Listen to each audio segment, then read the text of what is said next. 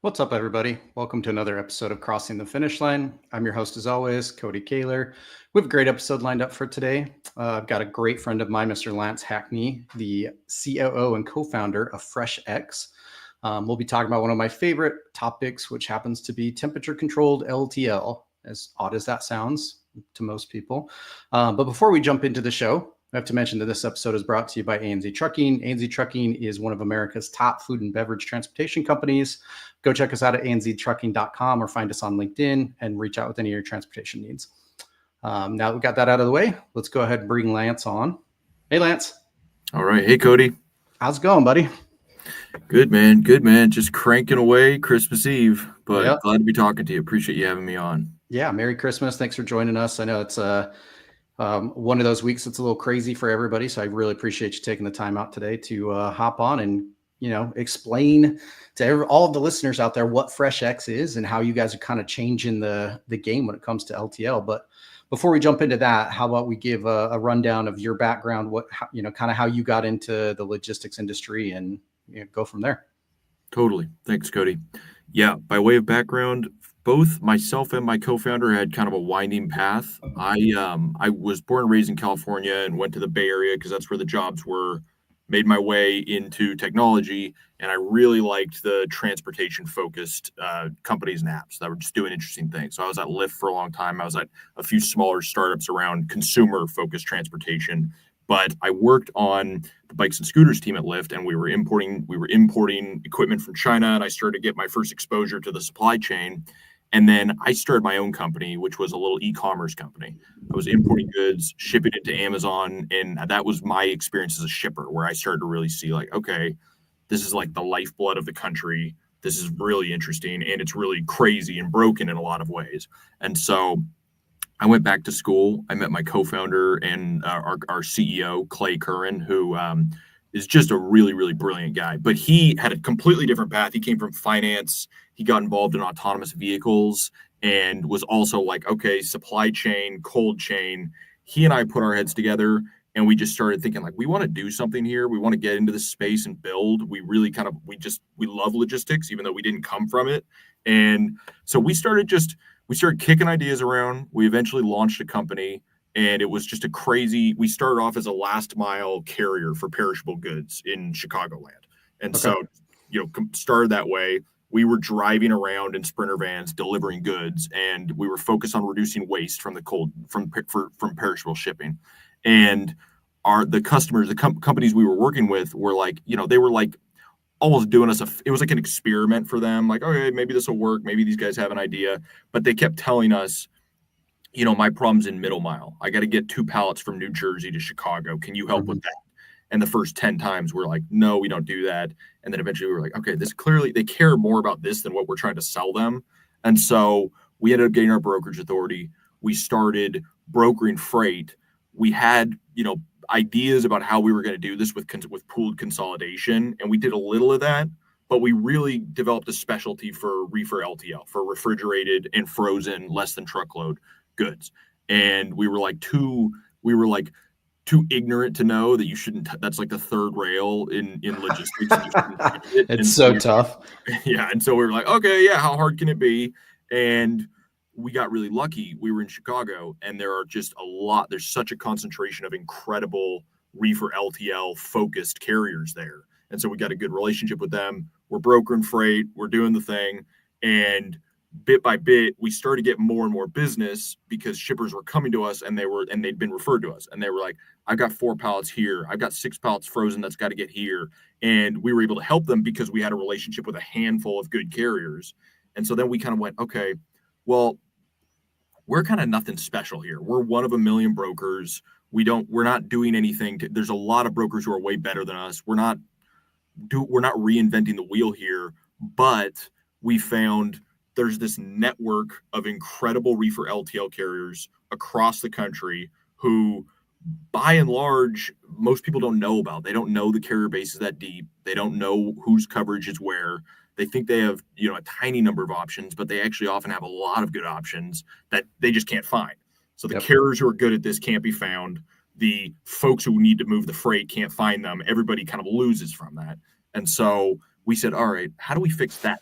This is like the big problem. And Matt Silver, who's founded Cargado and obviously comes from Arrive and Coyote and is just an awesome guy. We were really lucky. He was an advisor of ours. He just, like, before he even knew who we were, he was just pitching in, helping out, giving us good feedback. He said, look, you guys have something by the tail. You got a good idea here.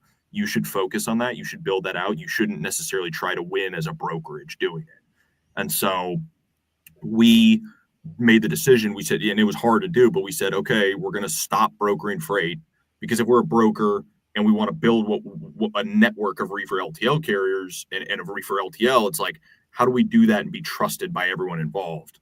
And for us, this is not a statement on anyone else, but for us, we decided the best way to do that is to not be a broker and to not have any skin in the game in that way, or potential conflict of interest, because we want to work with brokers, we want to work with carriers, we don't want anyone to wonder what our game in this is or what advantage we might gain. So we stopped brokering the freight and we focused on building a marketplace for reefer LTL, and it's beyond that, but that's sort of our wedge where we start, is let's make it easy to find reefer LTL coverage and pricing quickly and get this freight to the carriers who are best adapted for it and can handle it. Yeah, what you guys have done is really, really cool. It's such a cool concept. And I can attest to, being in sales myself, the number one ask that we always get, every single company that we call that's food and beverage, can you handle our frozen LTL? Yes. And we personally don't do frozen LTL. We do temp controlled, a lot of produce LTL. That's how you and I met. But what you guys have done is, I think I refer to it as like a reverse load board, right, for LTL. So basically, as a carrier like myself, I can go on there and say I've got a customer that's asking for 8 pallets of LTL to move from California to New York, for example. I can go onto your platform and actually find the rest of the fill for that truck. Everybody gets a better deal. I'm able to maximize my profitability, and then obviously maximize the space on that truck. I'm able to help out several other customers who potentially might not have a ride for that, and they don't want to pay a full truckload price. It's really, really cool. It's such a simple concept, but like nobody had done it yet, right? Nobody had done it yet. So you guys are that middleman that's saying there's so much demand out there, and there's actually a lot of carriers that do it. But instead of the carriers having to rely on a single salesperson or whatever it is to go find all of these sales to fill up a truck, now there's a platform that they can just log onto and look for fill. It's really cool. So any of my carrier and broker friends out there, if you haven't heard of FreshX, please reach out to Lance, reach out to me. I can get you in contact with him. It is really, really cool, and it will help you guys. It will help you guys. And then on the shipper side, I was on the shipper side for 12 years, and I can tell you from experience, one of the hardest things to cover is temperature controlled LTL. You've got different temp zones, right? Like that's one of the things that most people don't think about. Well, I've got some product running at 45 degrees. Cool. Well, I got a truck that's got space on it, but it's running at 34. Like, what do you do there, right? I don't know as many shippers as you guys are connected with. So being able to go onto a single platform and put all of those parameters in there to help not only the shippers find a ride for it, but also help you maximize your cube, help your carrier maximize their profits. It's really, really a cool concept. And how long have you guys been around? Well, we launched, 2+ years ago, where and for a lot of that period, we were doing the carrier thing. Then we were the brokerage. We really shut down the brokerage and sort of handed off our customers and said, we're done with this in February of this year of 2024. Okay. Went to work doing our thing. We launched a kind of beta version of the product in April, May. Got a lot of good feedback, got some loads booked, but saw kind of, okay, what's not working here? What needs to be redone? And then we relaunched in October. And so we've been rolling from there, just continue to add folks. And Cody, I appreciate the enthusiasm. I think it's like that definitely there's like the people who it takes a little bit of explaining, like, how is this different? How is this going to work? And then there's the people who, like yourself, who right away are like, oh, I don't know if we can swear here, but wow, yeah, that's this is helpful. Like, this is a big deal, and that helps a ton. So yeah, it's something that's been missing in the industry, because there's several platforms like this for dry LTL. Dry LTL is pretty simple. There's certain TMS that I used to use that literally had a platform built into the TMS, right, that you could go on and book all of your dry LTL. Reefer LTL though, How we used to handle it is we would have a big distribution list, right? And these were all the customers that we worked with in the past or work with in the present. And we would send out a blast email to all of them. Hey, on Thursday, we've got, an LTL truck that's loading in Salinas and in Castroville and here and here and here. And we've got 8 pallet spots right in at this temperature. Sometimes you could fill the truck, sometimes you couldn't, but it was very limited to who we've interacted with, right? So what you've created is like I said, it's a load board for that, but with fully vetted carriers and brokers instead of random Joe Schmo that's going to double broker your loads out there, right? Or co-broker, whatever the hell people call it these days. But this time it's like, we want to be part of your platform because it helps us maximize what we're doing and increases our profitability, increases our customer service, all sorts of stuff. And if we're a bad actor, if we do anything wrong in your platform, you give us the boot, right? So like that's kind of the carrot that's out there is you help people like myself who's in sales to like put the puzzle pieces together without me having to make 50 phone calls or 500 emails to get one person who's actually interested in it. I think it's really cool concept. That's why I latched onto it so quick when you reached out initially. And I think what you guys are doing is awesome. And you guys are just going to continue to grow from here. I'm sure you've seen substantial growth since you guys relaunched, but I guarantee with where the market's at, until we start seeing gangbuster freight going again, like there's a lot of LTL opportunities out there. That's what happens when the economy shrinks a little bit, depending on what, news station you subscribe to, it's shrinking or expanding. But I can tell from experience, this year versus last year, the economy shrunk from a freight standpoint. We all know that. We've been in a freight recession, and freight recessions are going to bring on far more LTL opportunities than truckload opportunities because, a year ago, you might have had enough demand to buy a full truckload of lettuce for a week. And now you've only got a half of a truckload. So what are you going to do? Are you going to pay full price for that truckload and pass that on to your consumer? Hopefully you can't. Hopefully you can find that LTL option. And I think that's what you guys are really, for lack of a better word, like revolutionizing when it comes to temp controlled LTL. Yeah. So really cool, really cool. That's why I was so happy to get you on here, because I think there's so many carriers, brokers, and shippers that are going to be listening to this. That's going to be like, holy shit, I didn't even know this existed. Right. Totally. So, yeah. No, that's exactly right, Cody. You put it exactly right. Where if there was a lot in there that I think is exactly true. Some of which you said better than I could say myself. But it's like, if you're a carrier who does this really well, it's like a needle in a haystack. Like, how do I fill out those additional 8 pallet positions on my truck? That's this temperature range going from here to there. It's very hard to do. It's like however big your distribution list is, and it's like there's a ton of noise, but it's like, who can actually fit with this? And so that's why we think, that's why it needs to be a marketplace where everyone is on there getting their LTL needs met. They're bringing that demand, and it's sorting to the carrier who's already got that truck with the 8 pallet positions, and they don't have to do the rate shopping where 50 people reach out to you and you don't know what's real and what's not, and you're taking the time to price it and you never hear back because they found someone else. And on the other side of the table, it's like, this is the carrier who can do it today, right now at this price. Boom. Okay. I don't have to. It's like, the idea is you're saving time and reducing friction on both ends. And everything you said about the market's exactly right. I do not pretend to be any kind of a prognosticator for what's going to happen. Hopefully there's a little room for optimism this year. I won't get into that because I'm not an expert, but we also think there's like a secular trend here where reefer LTL specifically isn't going anywhere. We think it's going to continue to grow. In fact, we spoke with folks at and I don't want to put them on record, but we spoke at folks at a well-regarded, freight-focused information site, and they said they think something like, and again, maybe you give this number a big haircut, but they said they don't have good numbers on it. They think something like 30 to 40% of the freight moving as reefer full truckload could be LTL, but there's too much friction. Who does this? Yep. When can you get it there? What's the compliance like for that carrier? What's the timeline going to be? And so we think there's a huge pie out there. We don't think the goal is not to say, okay, we're going to build this marketplace and we're going to take freight from this carrier and give it to this carrier and force them to compete for it. We don't really consider that a win if we're just moving the same pieces around. We think we want to grow this pie. There's a lot of freight that could be moving in this mode and could be going to these carriers. It would be better for everyone on upstream and downstream. And we want to enable a marketplace where that's possible for that freight to flow to them. Yeah, and coincidentally enough, about 6 months ago, we started working with one of the larger retailers in America. I won't mention their names, but they're north of 15 billion in revenue annually. Mhm. And when we were onboarding with them, we're produce specific care, or not, I guess not specific, but we're very, very heavy in You're produce. good About at 80, produce, yeah. 85, yeah, 85% of what we move, 90% depending on the month, is produce.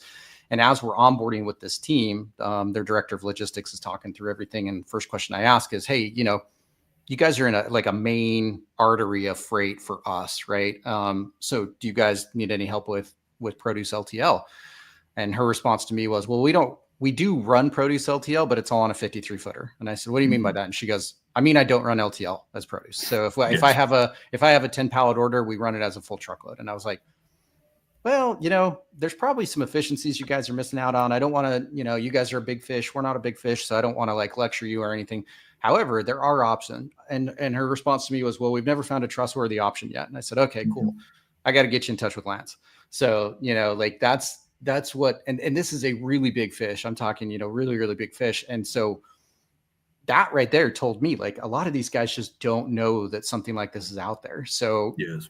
helping you guys get out to market. I love to see that. The stronger you guys get, the more opportunities somebody like myself gets within your platform. So like, we're all in this to win it. You get to help the shippers out, which helps the consumers out, which ultimately is going to make my strawberries cheaper when I go Mhm. buy them. Right. And it's just better for everybody. So, but I was shocked when I heard that because I'm like, man, as big as you guys are, as old of a company as you guys are, and your produce LTL is, we just don't care. We're just going to pay a full truckload for it. And I'm like, man, Totally. so much money you guys are just flushing down the drain. But I get it though. Also, like I get it because to your point, like, is that pricing real? Is that pricing real today? Like if a carrier put in pricing a month ago for, let's just say Stockton to Chicago, is that the same rate that they're going to charge me today? So what your guys' platform does, at least from a shipper standpoint, correct me if I'm wrong on all of this, is as a shipper, I can go in and say, these are what my orders are going to look like. These are my typical ship points, my typical volume. And that goes out to market. You guys put that puzzle together and say, these are the carriers that I have in my network that have that as a preferred lane that they run as LTL. And then you give it to us, to the carriers, and say, hey, price this for us. And then you can come up with a pricing guide for that specific customer. And so as the shipper or receiver, whatever, it doesn't matter, as the end user, I know I can go into your platform and say, with very good conviction, these carriers are going to be able to haul my freight. Maybe not every single day. Maybe they don't have an option for me every day, but if I've got 10 of them, I've probably got enough options to cover whatever LTL I'm going to get. Right. And I don't have to manage those 10 carriers. FreshX is going to manage that. FreshX is going to reach out to these guys, get the rates in place, and that information is going to flow over to me. And as the end user, my job is really just to pick who I'm going to use on that, right? Based Yeah, off you service pricing. That's right, Cody. But it's even a little better than that, where oftentimes the rates, the tariff that a carrier is going to charge on a different lane, and there's a big caveat here. It's reefer LTL. There's special rules. There's special situations. But what we actually do is we will take the tariff they want to use and we plug that into a pricing engine because we say, it's not enough. It's like if you're a broker out there, you can figure out, you can spend the hours Googling and calling around and figure out, okay, here's a map of, here's an Excel list of reefer LTO carriers, and here's approximately their regions and their capacity. And it'll be messy, it'll be crude, but you've got a list there. Okay, there you go. We said, well, that's not really good enough. If you're trying to reduce the friction and create a really liquid marketplace here, what you really need is pricing information. You need to know what is the Yep. price for my load. And so we take the pricing that the carriers choose for their given lanes, and we have a lot of protections in place so that carriers don't have to worry about, whatever could be happening with their pricing. But what that allows us to do is when you say, look, here's the loads I have or I'm going to have, when you plug those in, you're not only able to see here's the carriers where that's their preferred lane and they can service this freight. Here's the dates, based on your inputs and their sailing schedule. Here's when your freight's going to actually arrive, plus accessorials, et cetera. But you can see here's what I'm actually going to pay for that. Here's actually the actual quote for that freight. And what we like about that is you reduce obviously the time of hunting around for the price and having to check and verify it with the shipper and go through all the headache of that. You also cut down on the carrier's time because they often have they're always working at full capacity. They've got someone in the back office who has to quote and provide rates as they come in. If we can eliminate that, we cut down on a lot of headache and administrative back end costs for them as well. So that's sort of, we think the pricing engine is sort of the magic that's happening under the hood for our platform. But yeah, you have it exactly right on how that works. Yeah. And the speed of that's really like, I go back to a couple of years ago, we were moving a lot of LTL out of Washington, right? And Washington apples, mostly apples and pears. That market's completely different than say California or a Yuma, not just from the product that you're moving, but also the time frame, right? I hated moving it in Washington because we usually start, I'm in Phoenix, so we usually start about 5:30, 6 o'clock in the morning. Well, nobody up in Washington starts until 9. Like Washington is a very 9 to 5 area, right? It's not like California that usually is up at 6 and they load all the way till midnight. So if I had somebody maybe like the previous day that hit me up saying, hey, I've got 10 pallets I need to move tomorrow, can you try and find some fill for this? I had to wait from 6 o'clock to 9 a.m. to get anybody to even remotely look at an email or a text message I was going to send off to try and find some fill, right? So having that platform is just like, it's like I had mentioned, it's so simple, but it's so needed and so like innovative because it wasn't there before. And so like being able to go into that platform and say, okay, I know these 5 shippers usually ship on a Tuesday out of Washington, out of the Yakima Valley, and this is the price I've quoted before, this is how much room I got on the truck. I can put those pieces together before the buyer even gets into the office. So that's awesome. And that's what the power of a platform like this is actually going to provide versus how most of us used to move it. And I'm obviously talking about just produce because that's what I'm familiar with. And I'm sure that Frozen works the same way, but no joke. Every single customer that I prospect that I can actually get on the phone asks for Frozen LTL. It's so hard to run out there, but to your point, there's a lot of carriers out there that run it. They just don't know. Right. And as a shipper, they don't even know how to find those carriers. If you're just going to go to, try and find it from, say, the FMCSA website or something like that, you're toast because, there's more double brokers that are registered as actual carriers out there that they just don't clean up, and not trying to knock those guys at all, but it's fact.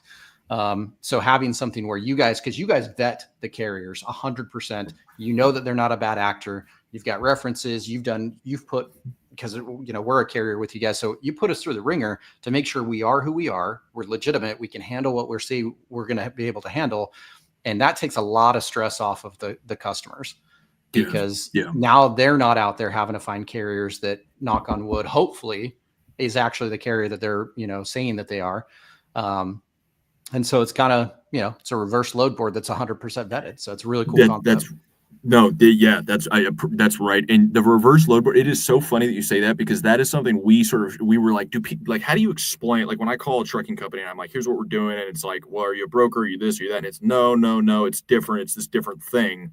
And the reverse load board is something we've kind of said, like, think of it like a reverse load board. And it was so funny when you said that, because I was like, that is the idea here. And you're right. The speed, we think the speed is everything, because in your example, you wait till 9 a.m. Pacific time for someone to say, "Oh, we don't serve Yuma," or "Oh, I don't know, Frozen's full this week," or whatever. Actually, the price is going to be whatever. It's like no coverage to that area. It's like you wait all that time, then you get a no. Now you're back to the drawing board, or you blasted it to 10, 12 carriers. And so now they're going there, maybe one of them can do it, but 11 other carriers took the time to rate that, took the time to get back to you. And it's like, how much thrash just happened and how can we reduce that? So the speed and the reliability, it's like the thing that we had the idea that we were like a lot of people who come into I should say, there's a good number of folks who came into the industry, especially over the last 10 years, who said, oh, this is clearly broken. This is so stupid. I can't believe they're doing it this way. We're going to build a solution, and we're going to raise money, and we're going to just throw a ton of money at this problem, and we're going to build it with technology. And they didn't, maybe they didn't understand. It's like, well, a lot of these things exist this way for a reason. And there's a kind of physics problem of like getting pallets in and out of a warehouse that may not work in your algorithm. And so we tried very deliberately from the start to begin from the carrier perspective and build something that works for carriers. So that has a ton of implications where it's like, as a carrier, you don't want to log into a new platform. You don't want to, you're going to forget your password. It's like, how do we make this as easy as possible and work for them? And so that's kind of, everything is kind of flowed from that. The idea is like, if we can make this easy for good, reliable reefer LTL carriers and bring them into this network, then all the good benefits are going to flow from that to the broker, to the end shipper. And so that's been sort of the thinking here. And I think I like to think it's going well. I mean, it's going well. If we can build something that works for the carriers, because it is this specialized carrier base that's doing like really one of the hardest modes of transportation, if we can make it smooth and easy for them, it becomes smooth and easy for everyone else in the process. Yep. So, and you're solving the number one problem, which is, say carriers want to make more money because they want to maximize the pallet spots that they have in their loads, and shippers want to be able to maximize their profits when they go to retail, right? And the only way to do that, cut your transportation costs. Apples are going to cost whatever they're going to cost, right? Whatever the market price is. The one thing that you can control is your transportation costs, and you can only control that by having options. So you guys have come out with a brand new option for a lot of people that is really, really cool. So we are coming up on time here. Really quick though, what's the best way for everybody to reach out to you? And I really do. I'm not getting paid by FreshX at all. I'm saying this because I've been in this industry for so long and I've dealt with reefer for so long. Shippers, please, if you see this episode, reach out to Lance, at least talk to him about, potentially some lanes that you have running that you could use some help on. There are options out there that a lot of people don't know about. And carriers, brokers, reach out to Lance. It's a great platform. You guys will be able to literally maximize your profitability and service your customers better, because one of the worst things you can do is say that you're a reefer LTL carrier and then never take any reefer LTL for your customer. If you say that you can run a lane, but you never have fill for that truck and you're never going to run that for your customer, they're not going to be a customer for very long. So reach out to Lance, check out FreshX. I know you guys are on LinkedIn, but what's the best way for them to get a hold of you directly? Yeah, best way. I mean, anyone can email me. I'm at lance@getfreshx.com. That's getfreshx, just the letter x.com. My co-founder is Clay at getfreshx.com. Website, getfreshx.com. We're easy to find. As you said, we're on LinkedIn. But I really appreciate that, Cody. I mean, that's, and we kind of say, for reliable folks out there on the up and up, it's like brokers, carriers, we want to talk. And we're trying to build something special here in the cold chain space, and people like yourself help a ton. So thank you, Cody. Yeah, no problem, buddy. Well, with that, I want to wish you and your family a very Merry Christmas, Happy New Year's. Thank you very much for hopping on. Like I had mentioned, I know it's a difficult week, so I hope that you're able to unplug and, spend some time with the family. And want to thank everybody who is out there listening. If you guys, catch the episode later on, whatever it is, but very Merry Christmas to you guys. Happy New Year's. I appreciate all you guys. Please hit the like, subscribe, follow us on YouTube. We're also on Spotify and Apple. And Merry Christmas, Happy New Year's to everybody. And we will catch you guys in 2 weeks. Thanks, everyone. Merry Christmas, Cody. Thank you. Yep.